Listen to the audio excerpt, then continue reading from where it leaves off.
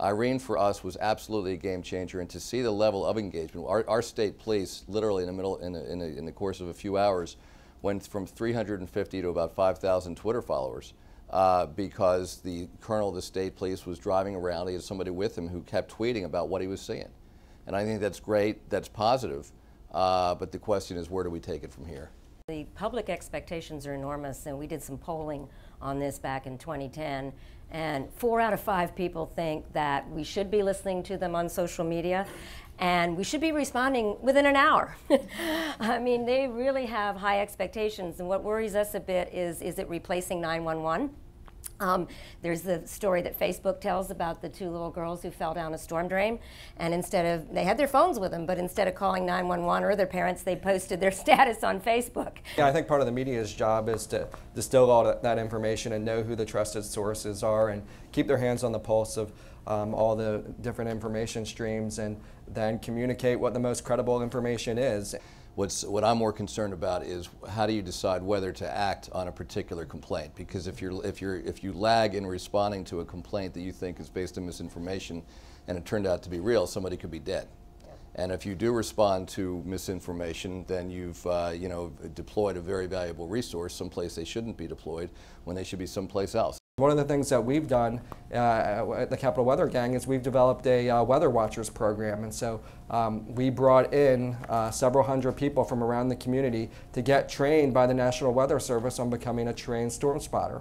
And we now encourage them during severe weather events, when they're reporting a severe weather report via Twitter or via Facebook, to use the hashtag Weather Watchers. We then know that that is a credible source of information. So know your followers, and also provide opportunities to train your followers if that's possible.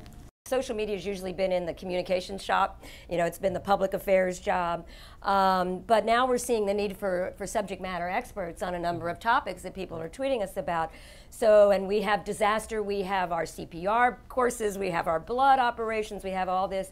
So how do we make social part of the Red Cross DNA, if you will, and spread it out? And we've kind of come to a hub and spoke model, which is right there, the center in communications is social media. But we have asked each of our lines of business to give us a person who at least will commit, a couple hours a day to be following social media for us, be trained, be following social media for us, and be responding themselves.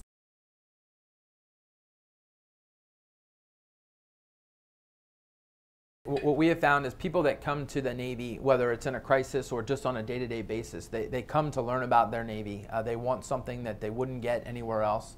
And what we have found is providing them shareable content that's easily consumed, whether it's on their iPhone or their iPad, and that allows them to share it, sort of pay it forward in the model of social media. And the more interesting and unique that you can make that content, the better you see, or the more successful you are in seeing folks share that.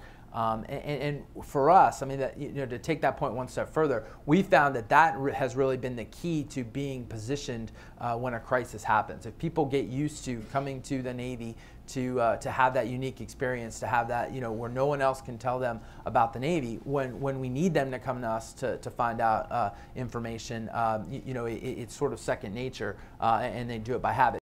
Ground truth and visual confirmation are key to getting people to take action and to take warning information seriously. And so obviously, if you can get photos which show damage, or you can show photos of a ominous, violent thunderstorm which happened to the west and the storm is moving east, that is very powerful information. And so of course we'll share that information when we get it, and of course, as I talked about before, we have to make sure it's legitimate. It's a legitimate photo, or it's a legitimate damage report, and we've taken steps to try to ensure that. The other thing we have to be a little bit careful about is, if you're encouraging people to take pictures and video during violent weather, you're potentially putting them in harm's way.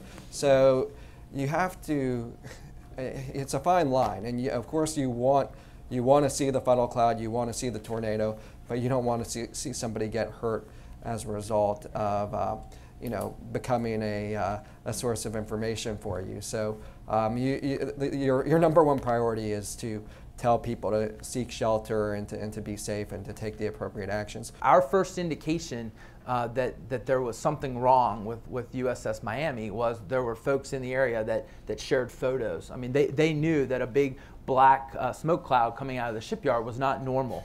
And that, you know, and so here's an example of both engagement paying off, but it's also sort of that real-time intelligence factor. So we were able to take that, feed it into the Battle Watch, and then get information back that we could share. And we found that we were sharing information throughout the night and have continued to share information as it's become important. We really relied on the public to get information out to help people. We had just launched a new shelter app where you could go on and find a shelter near you. And what was great was to see the number of people retweeting that and telling people, hey, if you need to shelter, here's the shelter app.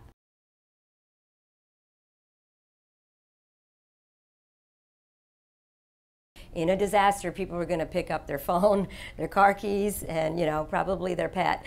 And, you know, it's just need to keep that. Anything that you produce or do has to be mobile ready these days. I think what we have found is that this is now the subject of tabletop exercises. I mean, it's not an afterthought. It's just as the governor said. It's okay. You know, as you sit down at the local level with your local government and state government counterparts, you know, the questions at the beginning are being asked. What's the hashtag? You know, who fires the first salvo of information? You know, who backs it up? What's the, you know, what are the 10 scripted plays, to use a sports analogy, that we're going to use? Realizing that hours and days into particular crises, it's going to be hard to really manage that information. But if you get out of the gate in a coordinated manner, you're really setting yourself up for success. We need to be doing a better job of creating hashtags together that everybody is following. You know, in our case, actually, our local Gannett publication, the Delaware News Journal, the statewide daily paper, did that, and that was very helpful. But I think we need to be anticipating this in advance and doing exactly that. The other thing we learned is we had more difficulty than we had anticipated doing good visual mapping of sort of evacuation routes. And the like. And so since then we have upgraded our mapping software so it's much more user-friendly, and we're not going to have the same kind of challenges. So I think one of the things that can come out of a conversation like this is we can all share either the mistakes we made or the things that we figured out that we could do better, and it'll be very helpful if sort of coming out of this we can share with each other, because we all probably made different mistakes, and the question is how well do we learn from those mistakes.